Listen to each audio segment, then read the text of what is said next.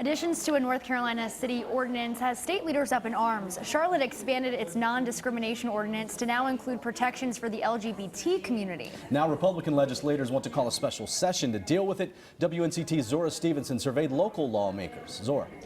I talked with Democrats and Republicans today, and they both say the issue needs to be addressed. The question is, does the General Assembly need to have another special session, leaving taxpayers with a hefty bill?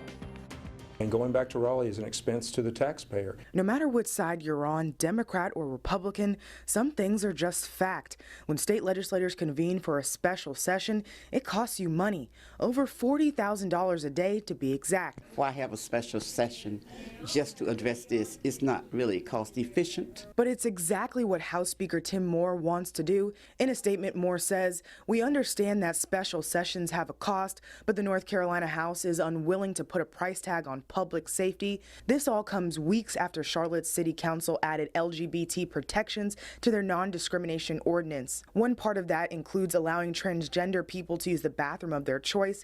It's something Moore says is an imminent threat to public safety. House Representative Dr. Gregory Murphy says Charlotte's new ordinance violates state obscenity laws and building codes. Murphy says he's not a fan of costing taxpayers money, but this issue needs to be discussed. They passed a law that tried to overturn state law. Yeah, I think that needs to be dealt with. On the other side, House Representative Jean Farmer Butterfield says the discussion can wait. We just had a session on redistricting where the voters had to come back and address redistricting. We don't need to come back for another session until April 25th.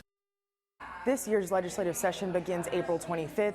Charlotte ordinance takes effect on the 1st. And coming up at 10 and 11, we'll share more of our interview with Representative Butterfield, who has some alternative options she thinks the legislature should consider.